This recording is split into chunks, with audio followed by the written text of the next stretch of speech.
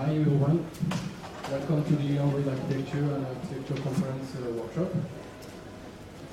And if you haven't checked this URL, you can already make a clone of the GitHub repository that is on the Kotlin URL here, and you can start seeing the project while you are speaking, because we have some slides to show you.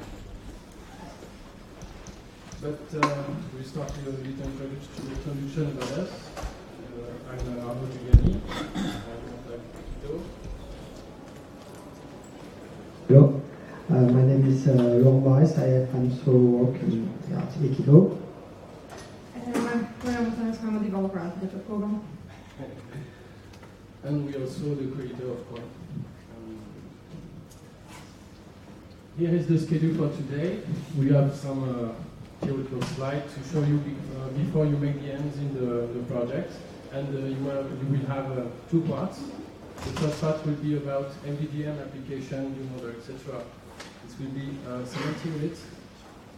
And the second part is about making the app persistent with Groove.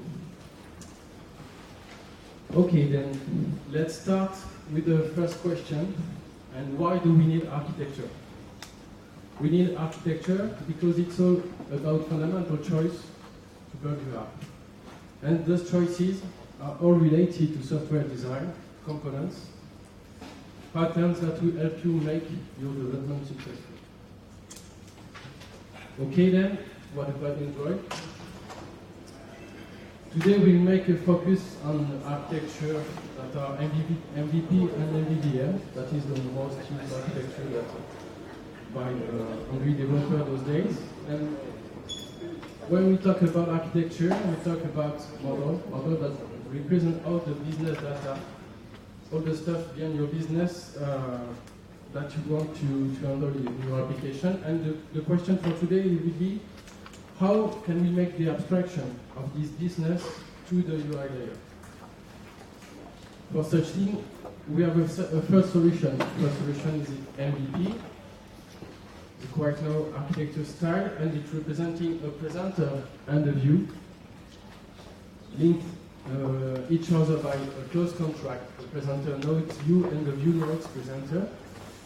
And the view will display data and notify the presenter for actions, and the presenter will handle all the UI logic and make the bridge with the model. MVP is fine, it works, but it can be difficult to test because you won't test the real state behind the presenter. You will test interactions, because MVP is all about interaction. You have interfaces that describe this interaction, and it will become more complex when you will have async stuff in the presenter. And it can, for example, become difficult to test when you have interleaving requests to ensure that you have a consistent result. A second solution of architecture is MVVM with the view model. In this case, we don't have contract anymore. The view model doesn't know its view. And the view model then replaces the presenter with the idea of exposing data streams and actions. And then the view will subscribe to these data streams and use the actions. And then, by the way of using data streams, you make it naturally async. Okay then,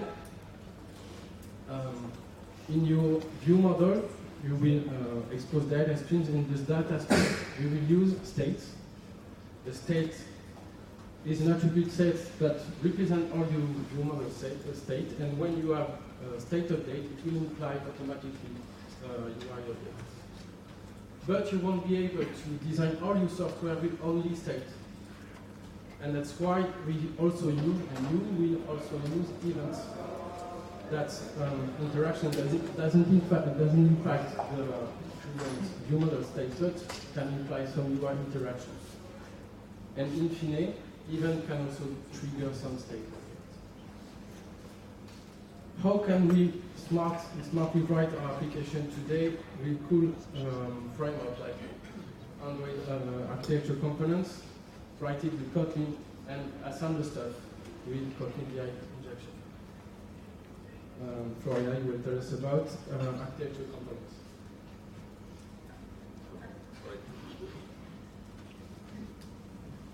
Yeah, so you can implement MVVM with or without the architecture components, but today we'll see how you can implement it with the architecture components. So overall, this is how the architecture of our app would look like. So we will have a repository that would work with the web service and with the database. So it would know from where to request the data and where to save that data. Then the view model will work with the data from the repository, and then it will expose that data to the UI. The UI, because it's an either it's because it's an activity or a fragment, it has a life cycle. So this means that it can work with the view model with the help of live data. So live data is just a data holder that it's just a data holder that is connected to the life cycle, and it only emits data if the life cycle is in an active state. It's the life cycle of the life cycle owner. Sorry. So this means that only when the activity is in started state, only then the UI will be updated of any changes in the live data. So in our case, we're going to build a weather application, so we will expose the live data of the weather objects. Then we will work with a view model. So in this case, the view model is the view model from the architecture components. So the view model survives configuration changes. So this means that even if we're, for example, rotating the application, the data that we're holding in the view model will still survive. So we won't need to do another request to the repository to get that data. And then whenever the UI is recreated, it will just get the data from the view model. But the view model will not survive process that. So for example, it won't survive if we're pressing back from the last application or whether we're killing the app from resets. Yeah, that's pretty much the life cycle of the view model. So it will start when the activity is created, and then on clear, that's the last method that gets called in the view model, will only be called when the activity is completely destroyed. So architecture components works great with Kotlin. So we can see how you can write it with Kotlin. Okay, thank you. So let's have a look. So in fact, the first thing we will have to do is to write a view model. That is it's super easy because the only thing you will have to do is to write a class that extends view model. Quite straightforward. And as Arnaud said before, view model are exposing states using live data. In that case, in that example, we are exposing live data with a state. The state here is a superclass of all our application states.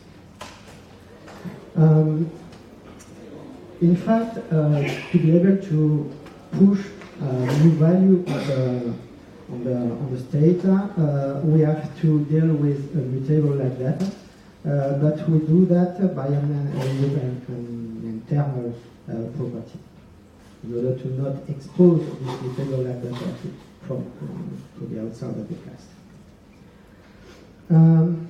As we have seen also that there is state, but there is also event. And for event, the mutable live data implementation is not what we are expecting. So we will use another class which basically extends the mutable live data but implement the behavior in a slight different way. In fact, the difference is that a new state will be consumed only once and not twice, even if the states change. We have found that you will use this class in the workshop, and this class comes from Android architecture blueprints. You have the URL if you want. After exporting state and event, the way to interact with a view model is by the actions. In fact, an action is just a method in which you are doing some stuff, and at the end, updating the value of the state. You can use the dot value to update the value of the state if you are on the current thread, or you can use a post value method if you are on the patron thread. Now, when we are on the view side, the API provides us an utility class called view model providers to allow us to get an instance of the required view model here, the weather view model. Attached to the disk is related to the activity or the fragment in which you are writing the statements. Once you have the view model instance, you can get the exposed live data or single live event, if it's state or events, and on which you can then attach an observer to this, which will be triggered whenever a new value is emitted by the view model. This state can be null, so the first thing is to check, to guard the state in order to be sure that the state is not null. So then we can apply the when operator in order to perform the pattern matching. In that case, the pattern matching is made on the type of the state. Type of the state. And once you have defined your detect one state, one type of state, you can trigger a view method in which you will perform the data binding. The pro tip here is it's not mandatory to catch all the events emitted by the view model in each view. It's not recommended. It's not recommended, and even more, our advice is to implement the tolerant reader pattern, which basically means you only handle what you are aware of and what you can handle, and you just ignore anything else. Now, this is it. So it's quite easy. Now, to make the dependency injection, we propose you to use Koin. Koin, what is it? This is a dependency injection framework. Basically, it has been developed by Arnaud 9 months ago in order to fulfill our proper requirements, in fact. We start from the very beginning to what we wanted to have. It was an elegant framework. That's why we have tried to design it DSL first. And a simple and easy to understand dependency injection framework for our Kotlin project. So that's the origin of the project. And really, what we really wanted is that developer to understand Koin framework in a few minutes. And I hope you will be able to do that. The first thing, I will talk about the DSL first. The first thing I want to explain, there is no reflection, no code generation, no proxy at all. It's all about declaration and function resolution. So there is no overhead in compilation time or something like that. So here we will declare our stuff. Now, this is basically how you can declare a singleton. You have to use the bin keywords, and in this case, we will retrieve a weather repository instance as a singleton. We are providing also facility to inject view models, and in that case, you can notice that there is a get. In fact, Koin gives us the opportunity to perform dependency injection by constructor. And what we are declaring here is just whenever you will create a view model instance in the constructor, inject the repository instance for us. Now, the declaration is over. Now we are in the utilization. So we cannot inject component in constructor in Android fragment or activity, because you have to use a default constructor.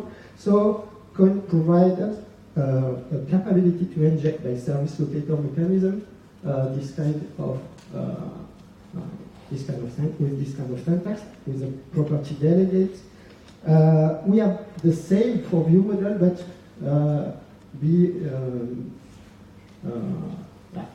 you have to use not by inject but by view model. This is something different, because in fact the by view model will do exactly this.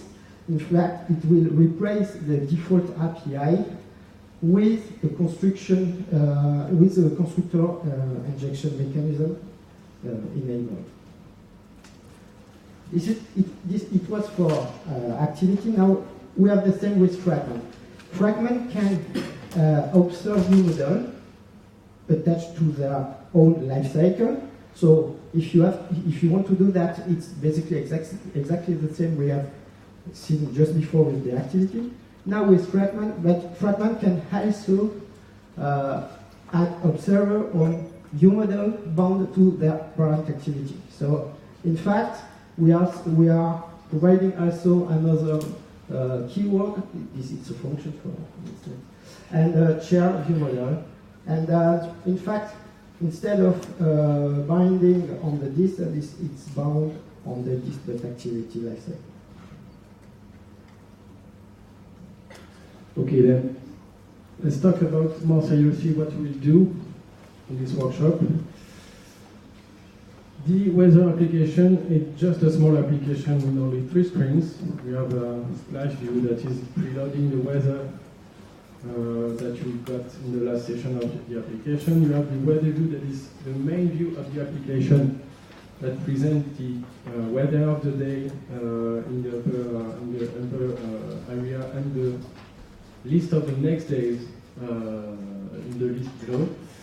And when you click on the weather, you can see the details. That's the application. You can also change location by clicking on the city box, and you will get a dialog box that you will get to type your location. We will have a snack bar that says yes, we are loading the new location, and we have the location that you asked for, the new city. If you haven't yet checked out the project, please do it now, because with all Gradle stuff can be difficult with the actual Wi-Fi. Please check it now. Okay.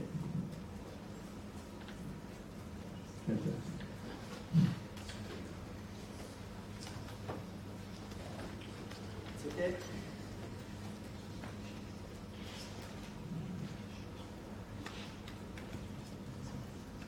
Okay, then it's the other short-term URL that doesn't work, and make sure that you have make some Gradle sync. The workshop is based on the GitHub project. You have all the code, the source code here, and the workshop is on the wiki side of the project, and you will have all the steps below, and you just have to read and follow the steps, and you will have each part of the workshop there. What you will do for the first part of the workshop, you will have to make an MVP app. We make this move to an MVVM application with architecture components. The first part will be about migrating a detail view that just getting the weather detail from the view. It's just a presenter connected to the detailed activity, and then what we want is to replace it with a view model and expose data streams with states, and you will see the state that you will have to use. The second screen is about the splash screen that is preloading weather for the application. It's a bit special because it's a loading screen, and then it's just, we have only one state that is loading. We are loading. Just the thing that we want to know is the loading has begun or the loading has finished.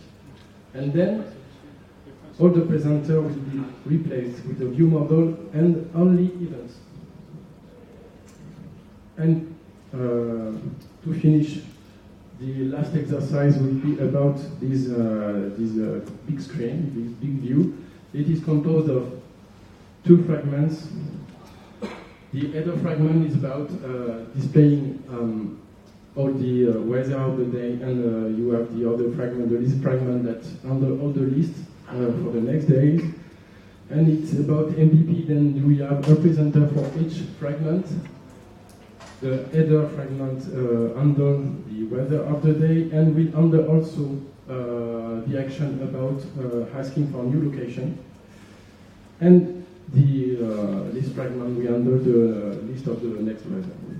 What you want you to write is about replacing this architecture with a view model shell instance, which you will have to dispatch weather data to all the components with the data streams, with the states, and under all the reloading location stuff by stream of events. Then it's your turn. You have 70 minutes. We are here to help you.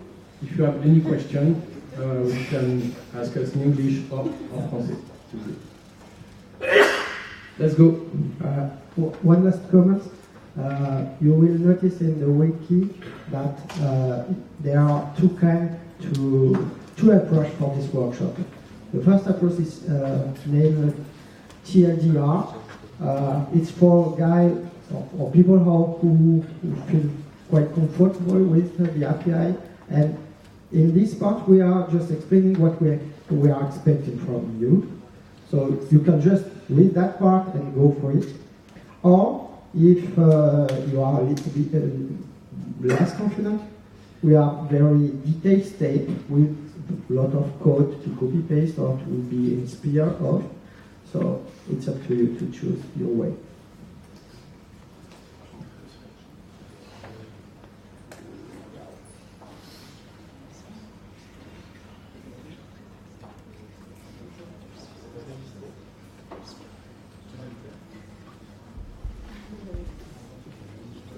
Okay, so we will end the first part of the workshop. Don't worry if you don't have finished yet. Just commit all your work on your current branch, and you can just type this statement in order to catch up and to start the workshop with all the solution of the first part up and ready. So you will be able to start on the same point for everybody. So now we are going to make a workshop. The next part is on room. Florina. Okay. So we know that we're working with a weather entity, but actually what we want is to store this weather entity in a table. So in a table similar to this one. So in order to do this, it means that we need to create our weather entity, which is corresponding to the weather table. So to do this, we create a data class that we annotate with entity. We set the table name to be weather. If we don't set it, then the weather entity will be used as a table name. And then we define our primary key, which in this case is the ID. And then we can set the column info. If we set it, then we can define the name for that column. If not, then the field name will be used. But then if you look at all of these fields, most of them are just string and ints, apart from the last one. The last one is a date. But this object is not, let's say by default, it can't be stored in the SQLite database. So in order to do this, to be able to store such classes, then we work with converters. So more precisely, we define type converters that allows us to, well, convert objects from one type to another. So here, for example, we're converting from a date type to a long, and the other way around. So by using type converters, Room will automatically know how to store that kind of a data in the table. So even if we're defining and we're saying that, hey, in this table I'm going to use this kind of a custom data, Room will still know how to store it and also how to read it from the database. So in order to actually access the database, we would work with data access objects, so DAOs. So we will create an interface annotated with DAO, where we'll define all the operations that we need to work with the database. So here we're inserting either a weather or a list of weathers, updating the weather if it's needed, or deleting it. So let's say that our query is to get the weather for a specific location and for a specific day. We can do this in multiple ways. We can do this synchronously by getting the weather, all of the weather information based on the location and the date, and just return a list of these weather entities. So by default, Broom will do the object mapping for us. So this will be something that needs to be triggered from another thread than the main thread. So you will need to do this handling. But we can also do these kind of requests asynchronously, using either a single or maybe of the list.